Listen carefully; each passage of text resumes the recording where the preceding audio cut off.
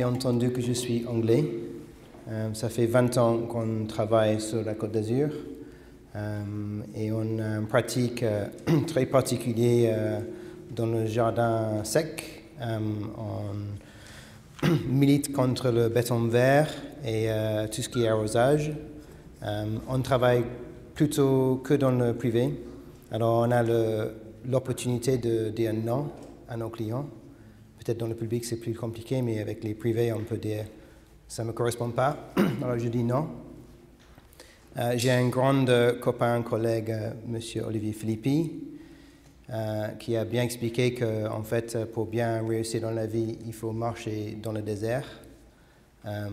Mes enfants, ils n'ont pas beaucoup mangé au début, mais on a traversé le désert et on a quand même réussi à créer un nom et un caractère pour notre société qui a un vrai raisonnement.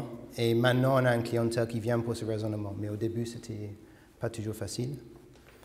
Je vais vous présenter un peu où on est aujourd'hui, un peu notre pratique, notre dernier chantier, et un chantier de concours qu'on a fait il y a un moment, pour vous montrer un peu notre façon de travailler. Voilà, bienvenue. Moi, je passe énormément de temps de marcher dans le désert, un peu partout en Méditerranée. Là, c'est à Malte. Je fais beaucoup d'expériences en marchant, en regardant, en travaillant, mais à la main, en dessin, et un peu à la tête, en essayant de comprendre ce que je vois, qu'est-ce qu'il y a sur la Terre, qu'est-ce qu'il y a comme végétation, quels sont les pourcentages, différents types de végétation, pourquoi il y a ce type de végétation dans ce milieu-là, et pas autrement, et pas autre part. Ce travail, ça me passionne. Ce n'est pas un vrai travail, mais c'est une obsession. Et je suis souvent en retard pour mes clients. Donc je m'arrête en cours de route et je vois un paysage qui me plaît. Souvent, il y a de la rocher. S'il y a de la rocher, pour moi, c'est toujours prenant parce qu'il y a un contraste dans le paysage. C'est là-dedans que je trouve mon grand plaisir. Et le gros défi pour moi, c'est de retravailler, trouver ces paysages, retravailler ce que j'ai compris dans le paysage sur les jardins. Et c'est pas toujours réussi. Mais moi, je veux bien partager tout ce que j'ai pas réussi autant que tout ce que j'ai réussi parce qu'on est tous dans la même pratique.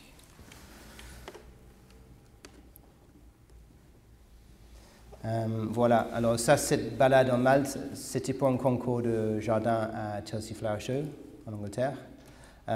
Et ce que ça m'a intéressé, c'était toute la variation de paysages qu'on voit sur une petite île, là où c'est très très sec, plus sec que chez nous encore. Mais ça va venir, alors ça m'intéresse d'aller plus au sud pour voir qu'est-ce qui se passe, comment on peut faire un jardin vert, sans arrosage, dans un milieu minéraux, comme la plupart de nos chantiers sont très minéraux. Et qu'est-ce qui se passe sur les bords des choses, sur le front entre la mer et la roche, et cet Hypericum, il fleurissent même le mois de juillet à Malte, contre la mer, sur le rocher. Alors, on n'a pas besoin de l'arrosage, je vais peut-être le redire pendant la soirée. Mais ce qui m'intéresse ce soir, c'est plutôt de discuter aussi l'évolution de nos jardins, l'évolution du paysage et comment on peut programmer ça un peu dans ce qu'on fait. J'ai montré plusieurs fois ces images, mais mon travail ce soir, c'est essayer de travailler un peu et d'avoir le retour de vous, c'est ce discours par rapport à l'évolution, parce qu'on fait beaucoup de jardins et souvent après 5 ans, le Méditerranéen nous amène à un jardin qui commence de périmer, commence de descendre en beauté. Et notre pratique maintenant, c'est de travailler beaucoup avec les jardiniers, en étant plutôt jardinier que paysagiste presque. Le paysagiste, il vient, il fait sa touche, et après c'est le jardinier, le vrai œuvre, le vrai maître du jardin, le vrai maître de l'avenir du jardin. Alors on essaie de travailler beaucoup avec le monde des jardiniers maintenant. tout change alors. Qu'est-ce qui s'est passé dans ce route? On a pris beaucoup de temps pour comprendre qu'est-ce qui se passe sur ce terrain-là. Et en fait, c'est les chariots roues en métaux. Et petit à petit, ça rogne la pierre. Ça rogne jusqu'au moment qu'il y a des tracés de l'histoire sur le rocher. Et on a bien sûr les plantes éphémères qui va et vient, mais aussi nous, on met des choses, des minéraux dans le jardin, les choses en Dieu dans le jardin. Et souvent, on ne veut pas que ça change. Et en fait, c'est le change dans cette image, pour moi, qui donne le vrai caractère du lieu, la vraie histoire du lieu. Et en fait, c'est le change qui est passionnant. C'est cette évolution qui est passionnante. Et maintenant, ce qu'on essaie de faire dans notre pratique, c'est d'imaginer comment le jardin va évoluer dans le temps. La relation entre le végétal et les minéraux. Parfois, nous, légèrement obsédés avec les plantes, on met beaucoup de végétaux. Et souvent, on manque le minéral, on manque les choses qui fait vraiment le caractère stable. La problématique pour un jardin sec, c'est que dans l'été, c'est marron, il n'y a plus de fleurs, c'est fade, les clients râlent, ils sont que là l'été.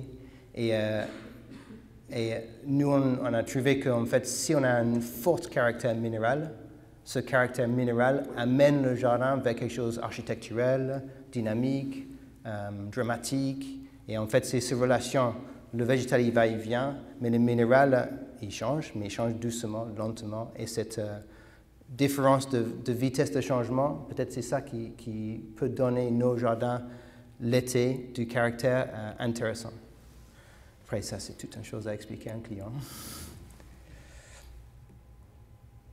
On est vraiment pris par le calendula, c'est une fleur que j'aime pas du tout. J'aime pas les marguerites, j'aime pas les marguerites jaunes. Alors, c'est une plante que j'aime pas, et comme la plupart de mes clients, plutôt anglais.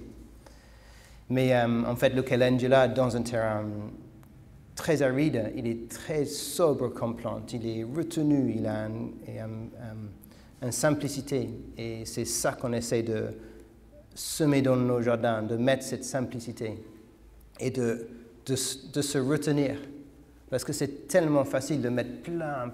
Vous allez voir à la fin, je ne sais pas faire ça. Mes jardins, ils ne sont pas comme ça. J'aimerais bien, mais je ne suis pas encore là. Mais c'est là ce que je recherche, de montrer cette simplicité de la nature parfois qui est juste fabuleux. Après, il faut être là les 2 jours que ça fleurisse, parce que sinon, on ne voit rien. La simplicité aussi dans le mélange de végétaux.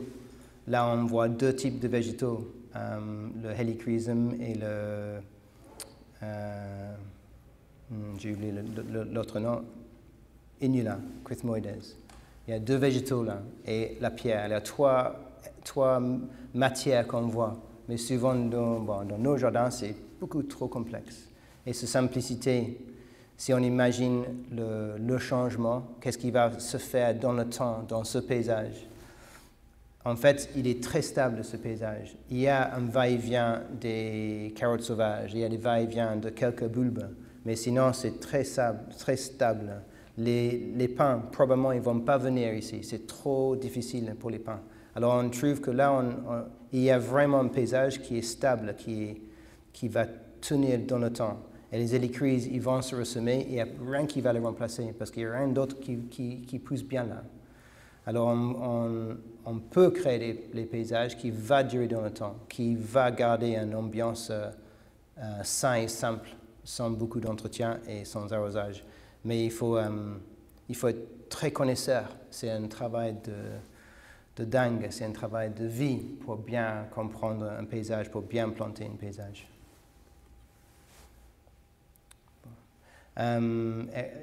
Eugenia maritima, Dreamia maritima maintenant, l'éphémère, le moment, ce qu'on essaie de faire dans nos plantations, c'est de mettre quelque chose qui va fleurir un moment, faire flash, faire quelque chose qui tape à l'œil, puis ça disparaître. C'est ce changement dans le temps aussi qu'on aime bien exprimer. Dreamia maritima, si vous avez peut-être tous vu sur la côte ici, Bon, il n'a pas de feuilles l'été.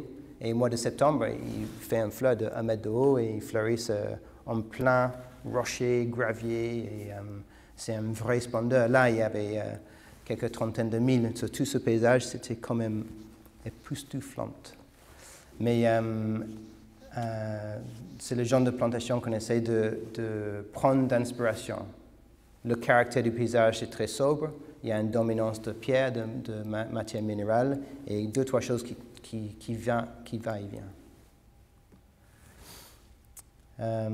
En regardant le paysage, on a remarqué qu'il y a des lieux très particuliers. Et ce Malte, il y a en anglais on dit puddle gardening, c'est les petites flaques d'eau. Et dans ce flaque d'eau, petit à petit, il y a un peu de matière organique qui arrive. Et petit à petit, il y a des plantes qui poussent, mais ces plantes-là, ils poussent nulle part ailleurs au monde, celles de Malte, parce que c'est très, très précis comme milieu. Mais petit à petit, ça se remplit, le drumière encore, et les graminées, les mousses, tout ça qui remplissent. Mais cette idée de créer un milieu dans un paysage où on a mis les trous, et dans ces trous, il y a des flaques d'eau qui apparaissent, et petit à petit, dans les 100 ans qui viennent, la végétation y change, mais sur un tout petit niveau, hyper subtil. Le problème pour nous tous, peut-être, c'est qu'on on vit que 100 ans, si on a la chance. Et alors, on imagine un jardin qui va évoluer dans 5 ans, parce qu'après ça, c'est trop, on n'a pas la patience. Peut-être, celles qui travaillent dans le public, peut-être ils ont cette vision plus loin, mais mes clients, s'ils vivent dans une maison pendant 20 ans, j'ai la chance. S'il y a un client qui va passer la maison à la prochaine génération, tant mieux. Là, j'ai peut-être 100 ans. Mais souvent, j'ai que 20 ans. Alors le client, il a 70 ans et il ne veut pas attendre 100 ans pour que les arbres poussent. Mais c'est ce discours que nous passionne, parce que c'est pas facile de faire un beau jardin, mais c'est vraiment difficile de faire un jardin qui va durer. Et un beau jardin, un beau paysage s'améliore dans le temps. Il ne se périme pas. Alors notre pratique, notre société, on est vraiment impliqué dans ce discours. Quand on imagine une plantation, c'est vraiment qu'est-ce qui se passe dans le temps. Bon, différents paysages, différentes ambiances. Pourquoi il y a ce paysage-là et pas ailleurs? C'est ce qu'on demande. Pourquoi le convolvulus, c'est la seule plante qui pousse ici? Je n'ai pas de réponse, c'est des questions. Le Moria, comme un petit iris, c'est petits moments éphémères dans le paysage. La mousse, la mousse, c'est quelque chose qui vient dans le temps. C'est une plante qui va venir dans 200 ans, peut-être, si on a la chance. Alors, c'est vraiment quelque chose. Mais la mousse, dans le paysage méditerranéen, le mousse, c'est une plante de jardin sec. Mais jamais de la vie, j'ai compris ça quand je suis venu d'Angleterre. Mais quand on arrive en Provence, on voit le paysage marron, noir. On se dit, bon, qu'est-ce que c'est ce machin sur les pierres? Et en fait, c'est de la mousse. Et à l'automne, les premières pluies, c'est vert, pas possible. Tout est marron, tout est sec. Il y a ce tapis vert presque doré. Et c'est un élément dans les paysages qu'on voit ici autour de nous à impliquer si on peut dans nos paysages. Pour faire ça, à mon avis, c'est de mettre la matière minéraux, mais très poreux. Et cette porosité, petit à petit, ça va venir. Et dans 2 générations après moi, peut-être ça vient la mousse. Et personne ne va savoir que c'est nous qui avons fait ça, mais d'amener les éléments qui peuvent amener l'échange de travers nos générations, moi, je trouve ça passionnant. Bien sûr, dans ces paysages, il y a de l'entretien. Là, c'est les moutons. On parle beaucoup de jardin sans entretien. J'ai fait ça, mais c'est de la tricherie, à mon avis. Il n'y a pas de jardin sans entretien. Un jardin, c'est jardiner, c'est entretenu, c'est cette relation entre homme et nature qui fait jardin. J'essaie de faire le maximum que possible que nos jardiniers, ils ont la chance de travailler comme un sculpteur dans un paysage, pas comme un esclave dans un milieu propre. Et il faut garder propre. Et si moi je dessine la boule ronde, il faut que ça reste boule ronde, 40 cm, il ne faut pas que ça bouge, il ne faut pas que ça change. Pour moi, ce n'est pas passionnant, ce n'est pas intéressant pour nos clients. À un moment donné, ils vont dire, mais c'est banal, vire ce paysagiste, prends-moi un autre. Ça ne m'intéresse pas, je veux rester. Maintenant, quand on rencontre un client, on essaye de dire qu'on n'est pas intéressé de travailler avec eux, sauf si on est là pour au moins 10 ans. Si on n'est pas là pour 10 ans, ça ne nous intéresse pas. Bon, il faut que je mange quand même. Alors, je prends des autres chantiers, mais c'est vraiment celle-là qui me passionne. C'est là où je peux dire, bon, je rencontre le jardinier, on rentre en relation, et c'est cette relation-là qui est passionnante. C'est pas le client, oui, c'est passionnant. Et s'il s'est intéressé dans le jardin, génial. Et là, on a un partage pendant des années. Mais sans ce partage, bon, c'est moins passionnant. Bon, juste niveau inspiration, souvent on travaille les sous-arboriceaux, les arboriceaux et les vivaces. Le vivace, malheureusement, en jardin sec, c'est de la paille pendant l'été. Alors, la paille pendant l'été, ce n'est pas toujours le plus apprécié. Alors, on fait vraiment ce contraste entre le structurel, les plantations structurelles, et les plantations herbacées, peut-être basées sur les graminées, souvent sont des graminées, mais les graminées qu'on trouve, dans le paysage. Là, il faut bien, c'est on dit dendroides, mais en fait c'est melitensis, c'est un euphorbe que je suis très amoureux pour cet euphorbe, mais malheureusement il est caduc l'été. Alors, parfois, on met cette plante pour montrer au client qu'il y a un changement dans le temps. Il y a un moment dans l'année où on perd les feuilles. Ce n'est pas toujours l'automne. En Méditerranée, un jardin, il est vraiment au repos l'été. Et bon, quand ça perd ses feuilles, bon, les tiges sont très rouges, c'est quand même beau. Il y a du caractère dans cette plante. Mais c'est flagrant qu'il y a une erreur ou il y a quelque chose qui se passe. Et c'est un réveil pour quelques clients qui veulent que ça tape à l'œil. Bon, là, ça ne tape pas à l'œil, mais ça montre la nature, la saison. Et en rentrant en discours, on trouve que ça peut passionner nos clients. Pas tous, mais celles qu'on aime. Le jardin, c'est souvent petit. Nos jardins sont souvent petits. Et on travaille en fait entre paysages. Le vrai change, le vrai guerre dans la nature, c'est entre le forêt, les buissons au bord du forêt et la steppe ou le garrigue, ou là où c'est très fin, très dur.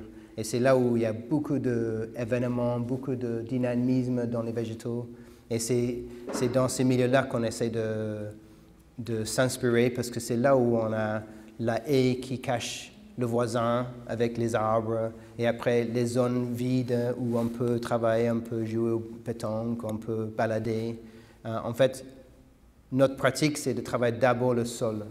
Moi, je dis ça, mais c'est pas tout à fait vrai.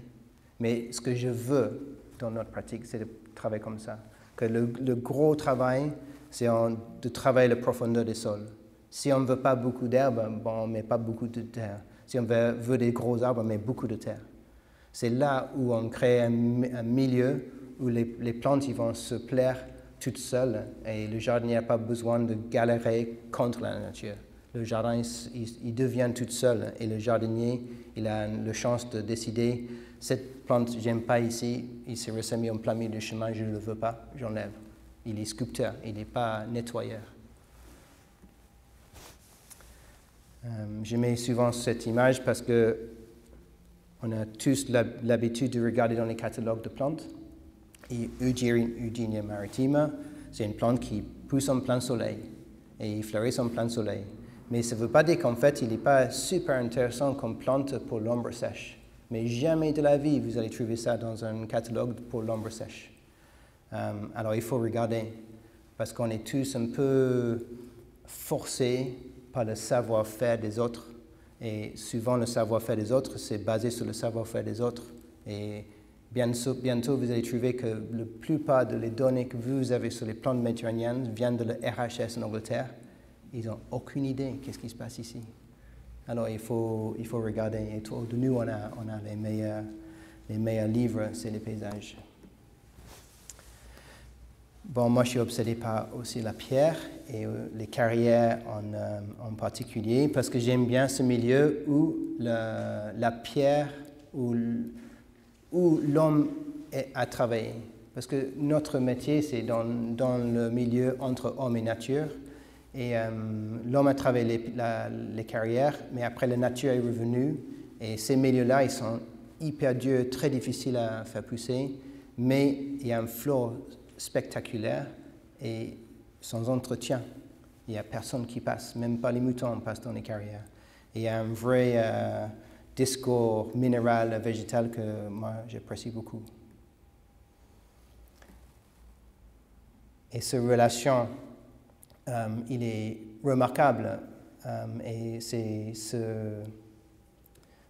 ce discours entre ce qui va et vient encore et ce qui petit à petit travaille. On va voir dans la pierre avec le vent, il se fait bouffer par le vent, par le sable, par les sels de la mer. Mais la matière de la pierre qui n'est pas censée de changer. Il y a quelques architectes peut-être dans la pièce et je sais pas, le bâtiment normalement il n'est pas censé de changer. Il faut que ça reste propre, il faut que ça reste sans entretien aussi, et il ne faut pas que ça bouge, c'est dangereux. Mais ces matières, la pierre, quand on voit sur les monuments historiques ou dans la nature, où la nature, les éléments ont travaillé la pierre, ont adouci la pierre, ont rendu la pierre plus naturelle, là on a quelque chose incroyable que moi je ne pourrais pas imaginer à dessiner. Mais dans le temps, ça vient. Alors si on peut mettre des matières qui peuvent dans le temps changer, qui peuvent évoluer dans le temps, avec les végétaux qui changent beaucoup plus vite, là on a un discours dynamique qui change tout le temps, qui est vraiment passionnant. Ça c'est plutôt pour moi ce discours de l'homme a passé les lignes droites, la ligne carrée, mais aussi nous sommes des êtres naturels. La pose de ces pierres, à la fin, c'est une routine, c'est une répétition, mais il y a une forme naturelle dedans. Et cette forme naturelle de répétition, mais qui est toujours un peu faussée parce qu'on n'est pas parfait, c'est là où il y a la beauté aussi.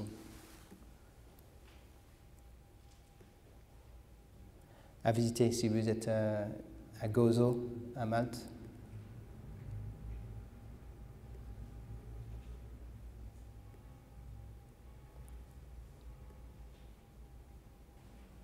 Et après, qu'est-ce qu'on peut faire avec les matières très crues? Ce qu'on aime bien dans nos jardins, c'est d'amener la pierre du site. On ne va pas trop loin, bien sûr, au niveau écologie, c'est assez intéressant, qu'on ne va pas chercher trop loin nos matières, mais aussi, il correspond bien avec le site. Aussi, si la matière n'est pas parfaite, bon, il va changer dans le temps. Peut-être que ce n'est pas la meilleure pierre parce que ça ne va pas durer 100 ans. Ça va s'effriter, ça va changer. Tant mieux si on le met dans la bonne place comme il faut pour que on travaille avec cette nature. Alors, si on a un problème, génial, parce que c'est ce problème qui va nous révéler une solution intéressante. Pas juste la même pierre parce que bon, ça marche bien. Après, parfois, c'est un peu de parole et on n'a pas vraiment pratiqué ça. Mais je sais que quand je regarde le paysage, c'est ça que je recherche et ça que je veux repratiquer dans notre pratique. Ici, là où la pierre était très imperméable, là où c'était très profond dans le paysage, c'est là où l'eau y collecte. Alors, ça me met à réfléchir à où est-ce qu'il faut trouver l'eau dans un paysage. Peut-être ce n'est pas sur la surface, souvent dans nos paysages karstiques, c'est en profondeur, l'eau est en bas.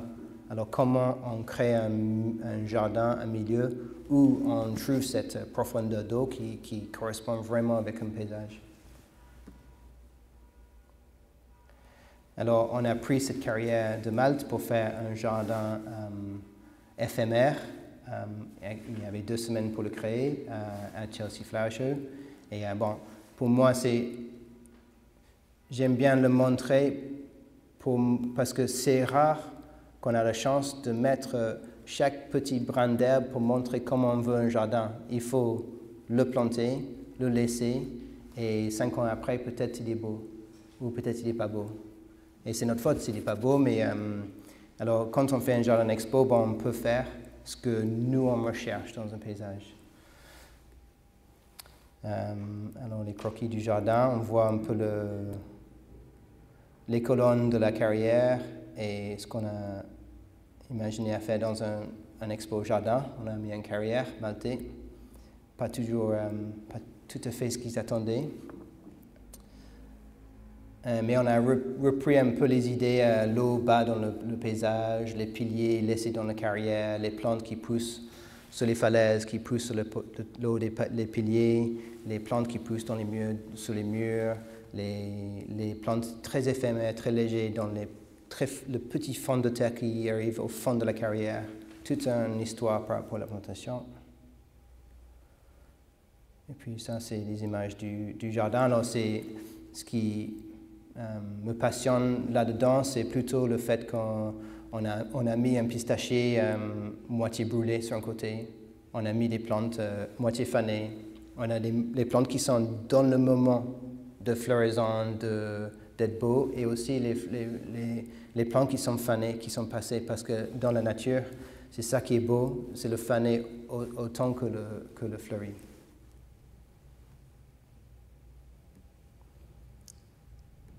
Voilà. Et c'est cette petite éphémérité à côté de ces blocs taillés à la main qui fait ce contraste entre le dur, le monumental, le long, et le vide, le léger et le vite passé.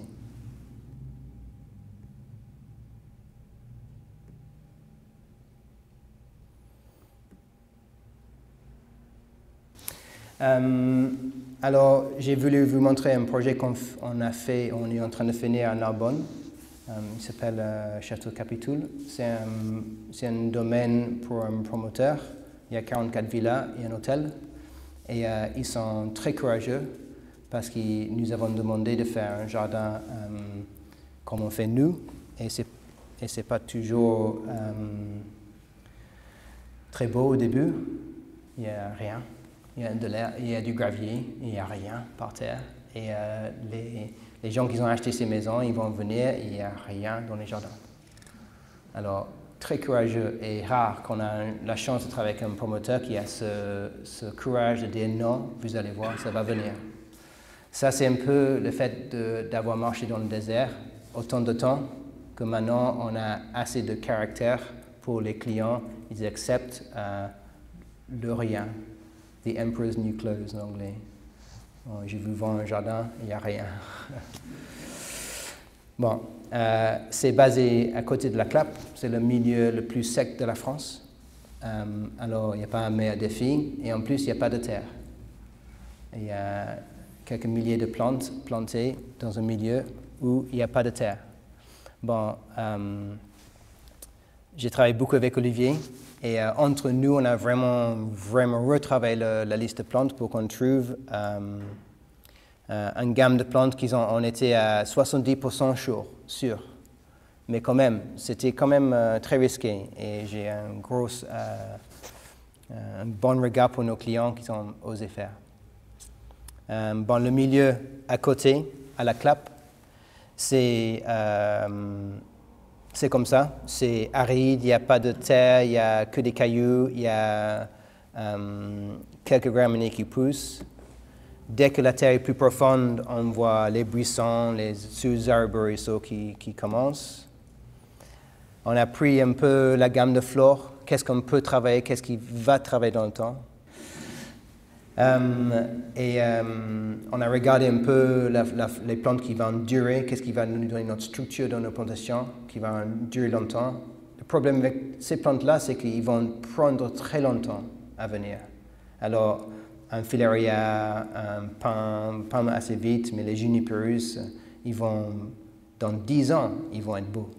Mais pour 10 ans, ils vont être nullissimes, tout petits. Mais il ne faut pas que le jardinier enlève, il ne faut pas que le jardinier se dise « qu'est-ce que c'est ce truc-là » parce que dans le temps, ça va être magnifique. Alors il faut vraiment créer un discours entre nous et le jardinier pour qu'il y ait une vraie confiance, une vraie passion partagée pour ces paysages. Alors on a marché dans ces paysages entre nous, entre jardiniers et paysagistes, pour discuter qu'est-ce qu'on aime, qu'est-ce qu'on n'aime pas. Bah, ça c'est moche, pourquoi c'est moche. Puis travailler jusqu'au moment qu'on a une vraie entente. Il faut que je gagne. Mais je travaille pour faire ça.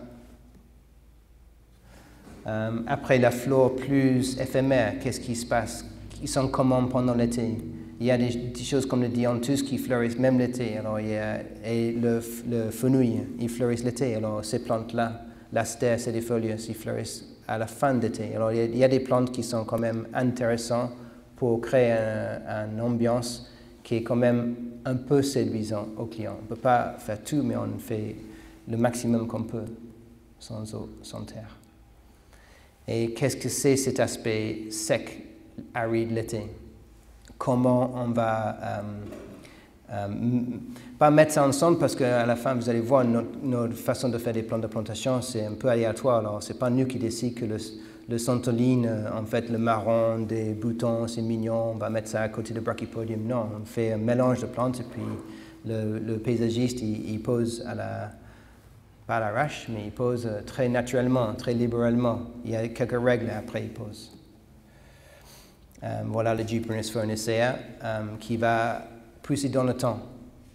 Dans 30 ans, il est comme ça. Alors voilà, là on commence à parler du temps, du changement. Alors, on plante 5 plantes par mètre carré. Les premières années, c'est le Hippariana qui va pousser très vite. Dans les premières années, il a déjà 40-60 cm. C'est lui qui prend le devant. Mais petit à petit, c'est le Juniperus qui va prendre la place. Alors c'est une vraie réflexion dans le temps, comment le jardin va venir, comment ça va devenir. Et aussi, proximité de plantation, il y a des règles de l'art, et ça, on ne veut pas entendre parler. Et c'est très difficile de travailler avec les professionnels qui ont une expérience plus que nous, et dire, je ne veux pas ça, je veux que vous plantez le Juniperus juste à côté de le pistachier, qu'il se fait la guerre. Ça, c'est naturel. Si chaque plante, le Juniperus, dans 30 ans, il va être 5 mètres de large, on va mettre le Juniperus, il n'y a rien proche de lui, de 5 mètres. Nul. Surtout pour les jardiniers, pour le client, parce que c'est vide. Alors on fait la concurrence. Cette concurrence veut dire qu'il y a quelques plantes qui meurent, mais c'est la nature. Et c'est la guerre, et la guerre, parfois, elle est très beau. Il y a des choses qui vont faire qui sont moches, on enlève, c'est le jardinier qui décide, mais les choses qui se mêlent, il commence de peut-être tailler les deux ensemble parce que le vent a passé, et puis ça fait 2 plantes qui se mêlent. Ça, c'est pour nous intéressant. Le minéral, pour ce chantier, ils ont décaissé la montagne. Et ils ont concassé la montagne et puis ils ont rebalancé la montagne comme matière à planter. On avait parfois 3 mètres de profondeur de GNT. La meilleure solution pour moi. Parfois il n'y avait que 30 cm et notre plus gros problématique c'était le chêne KMS. Si vous avez déjà travaillé avec le chêne KMS, c'est intuable, je ne sais pas comment on dit, mais il est tenace. Et parce que si on débroussaille le chêne KMS, il revient plus vite. Si on le brûle, il revient plus vite. Si on plante à côté, c'est lui qui gagne. On avait des très grosses pelles. Ça nous a aidé. Et en fait, il y a au pied de le chêne KMS, il y a une racine, j'ai oublié le nom en français, qui donne la vraie énergie de revenir. Après, il y a plein de racines qui pompent l'eau. Et si on enlève ce boule, ce petit noyau, la plante, pour l'instant, il ne revient pas. Mais the jury is out, on va voir. J'espère en 5 ans qu'on n'a pas un champ de chêne KMS. Sinon, le change qui est venu dans le temps, peut-être c'est pas ce qu'on a vraiment voulu. On regarde le minéral. Quelles sont les couleurs dans la nature? Ce terre roux à côté de ce pierre grise, j'ai trouvé vraiment splendide et c'est un peu ça qu'on a essayé de réutiliser dans le terrain. Après, terre, on n'avait pas de terre. Voilà, on voit quelques racines de chêne KMS, 5 cm de terre, un peu d'argile et puis la roche. Mettez-moi un jardin sans arrosage là-dessus. Bon, c'est lisible, mais peut-être pas intéressant pour vous de toute manière, mais on travaille avec une énorme base de données avec plein de problématiques, vitesse de croissance, longévité, facilité de se ressemer, l'agressivité, la sociabilité de ces plantes. Parce que ce qu'on veut, c'est qu'à la fin, une gamme de plantes qui vont, dans le temps, devenir quelque chose de très uni, famille. On voit dans la nature que le Brachypodium retusum, il est social, il est incroyable, invasif, il prend partout, mais il aime ses voisins, il n'est jamais en concurrence. Alors, on a beaucoup utilisé lui dans ce jardin pour qu'il remplisse un peu la terre. Mais aussi le Juniperus farnesium, lui, très bien, il va venir dans le temps, mais il va prendre 30 ans, mais il est très solide, il est tenace. Alors, le Brachypodium peut l'envahir, il peut être partout dedans, mais lui, il pousse quand même, doucement. Alors, c'est ces leçons-là qu'on voit dans le paysage, qu'on amène dans nos gammes de plantation pour vraiment faire une plantation qui tient dans le temps. Après, on est très base de données, fichier Excel, c'est pas très sexy, c'est très formalisé, formaté, mais c'est comme ça qu'on arrive à réfléchir avec une grande gamme de plantes. Mettez-vous 30 noms de plantes dans la tête avec 30 variables et essayez de trouver le bon. C'est difficile. Alors on s'en sert beaucoup d'Excel pour trier, pour retravailler, pour donner une gamme de plantes qu'on trouve que sont un best guess, c'est une bonne chance. Mais c'est toujours chanceux. Il y a toujours un non-savoir-faire avec la matière, le vent, la pluie, on ne sait pas, on ne connaît pas tout. Après, avec Elina qui travaille avec moi, on a créé vous avez peut-être vu déjà des plantations qui sont faites avec des formules comme ça. On a une gamme de plantes et on les balance comme un tapis partout dans un paysage.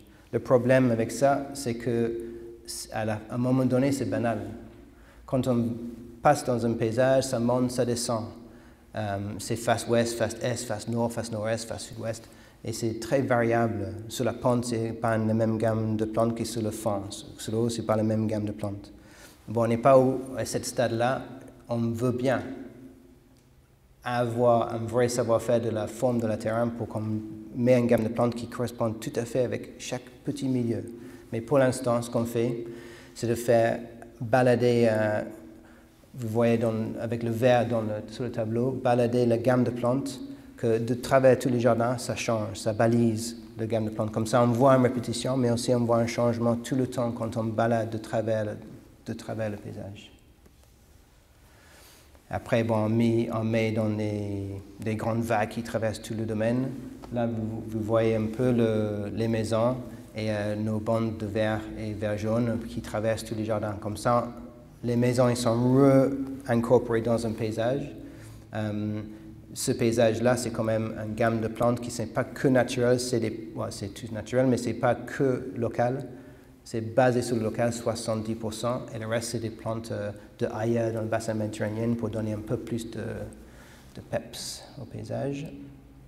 Et voilà, chaque jardin, il est décortiqué en plusieurs morceaux. Chaque morceau a une surface mètre carré fois la gamme de plantes.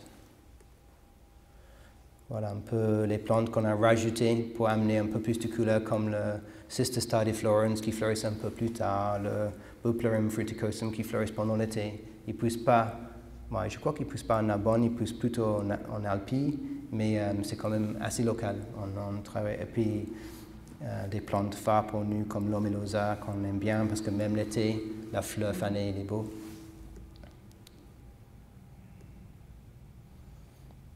Les éphémères.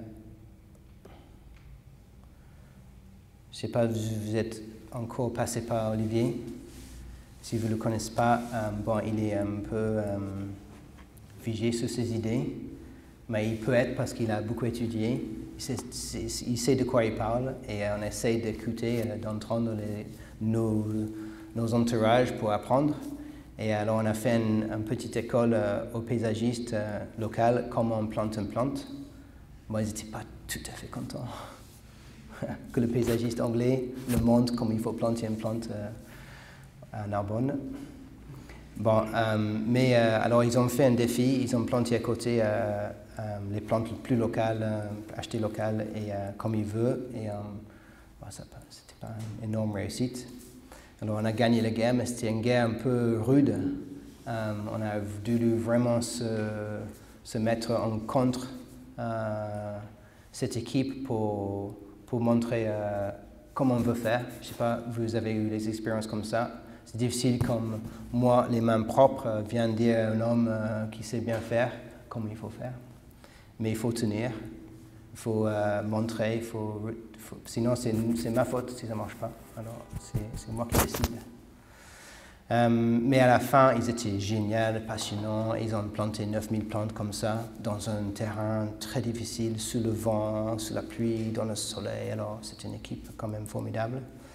On creuse un gros trou, on fait une grosse fossé autour et on met 60 litres d'eau par plante. Et c'est énorme, 60 litres d'eau. Une fois. Ça, c'est le règle de l'art de Philippines. On n'a pas fait. Et il ne faut pas planter après le mois d'avril. Et s'il faut, il vaut mieux pas planter après le mois de novembre. On a planté au mois de juillet. Et parce que c'est les chantiers, c'est toujours comme ça. Dans le GNT, et on a mis 20 litres par plante. Mais ils ont quand même arrosé tout l'été. Il ne faut pas arroser l'été la première année parce que sinon le Phytophthora va gagner les plantes, ils vont tous les tuer. Mais ils ne sont pas morts. Alors on a fait une super école. Olivier est ravi qu'il avait tort. C'est l'école, on est tous là pour apprendre. Et en fait, on croit que le GNT est tellement drainant que le Phytophthora n'a jamais pu tenir parce qu'entre arrosage, il est séché. Alors, il n'y avait pas moyen, il n'y avait pas un petit brin de matière organique, il ne pouvait pas tenir le Phytophthora. Alors, les plantes, ils ont tous tenu. Ils étaient vraiment moches quand on a planté parce qu'ils ont pris le soleil en godé, ils étaient vraiment sales. Et après l'arrosage pendant l'été, ils ont tous tenu. On a perdu moins que 5%. C'est énorme. Pour nous, c'est une énorme réussite. Bon, j'arrête mon petite histoire. Mais là, voilà, c'est comme ça qu'on pose, c'est comme ça qu'on plante, et c'est comme ça que c'est. Au milieu, c'est nos jardins finis. Difficile à vendre. Difficile à prendre le dernier chèque. Parce que c'est. Mais en fait, comme on travaille avec beaucoup de, voilà, ce qu'ils ont fait, cette équipe, c'était SEV, ils ont vraiment bien travaillé. Ils ont fait un travail formidable, des milliers de cuvettes. Ça, en fait, c'était après 3 mois. Et pour nous, on est très bas. L'appareil photo est très bas. Ça aide. Parce que si on est plus haut, on ne voit rien. Mais si l'appareil photo est bas, on voit vraiment se pousser. On voit vraiment les éphémères, les brachypodes qui viennent en première, quelques romarins qui sont bien tenus, les plantes qui sont vraiment vite poussées, et les autres qui vont petit à petit prendre leur place.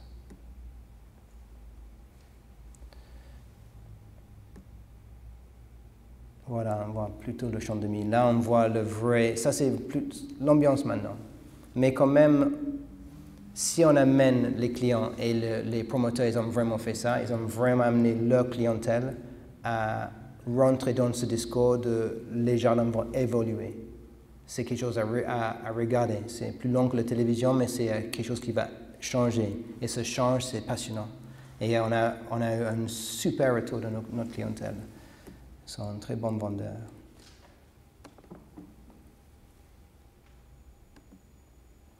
Bon, c'est à visiter, c'est pas public, mais si vous êtes dans le coin, il sera ravi. Caroline Verdois, qui est le Bourdillon, qui est le jardinier, chef jardinier, il est passionné et il est là pour apprendre et puis nous apprendre comment elle a réussi.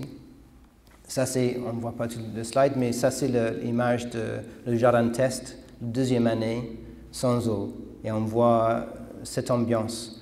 qui est quand même fade. C'est pas très vert, mais il y a quand même, ça c'est une plante par mètre carré, on a mis 5. Alors on pourrait imaginer qu'en fait, dans le temps, ce jardin, il va être plein, il va avoir du caractère. Peut-être pas aussi coloré que quelques clients pourraient vouloir.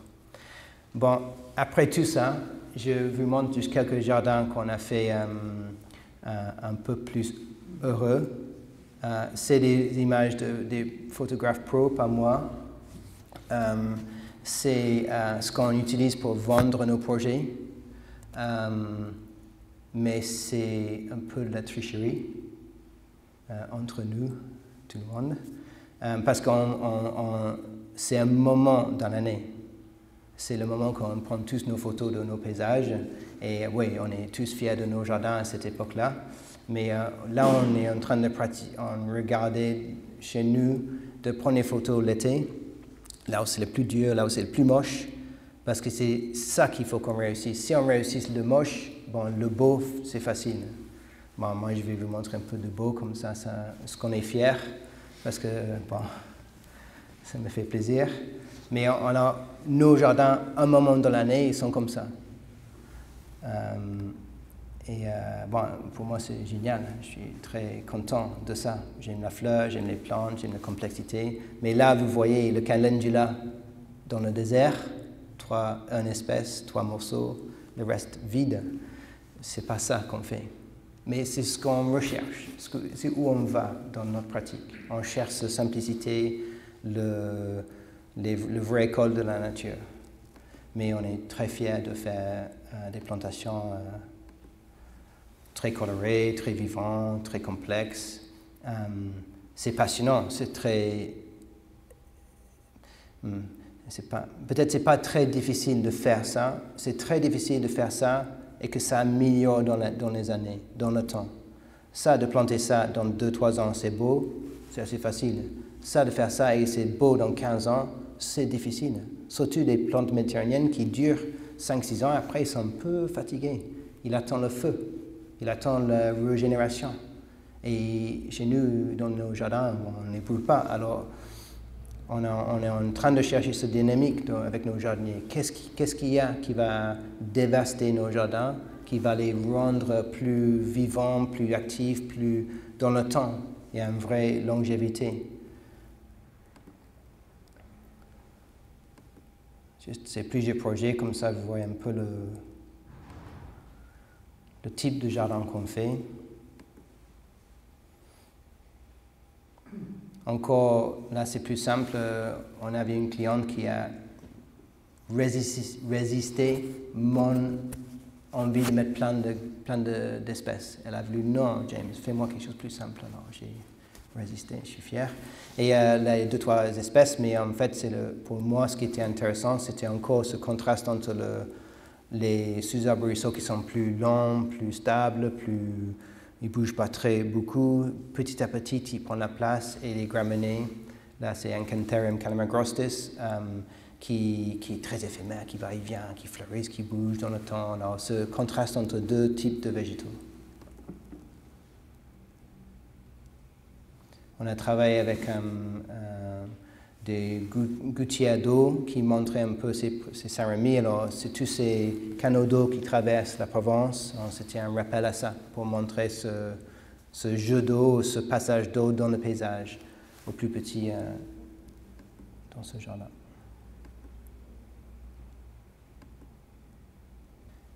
Et un dernier jardin où on travaille encore. Ce qui est sympa maintenant, c'est qu'on arrive à travailler...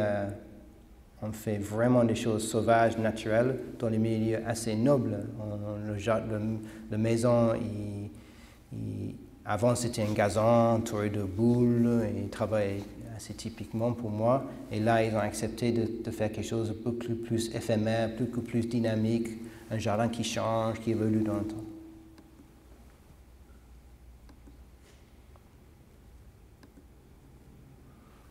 Voilà la fin de mon discours. Merci beaucoup d'avoir écouté.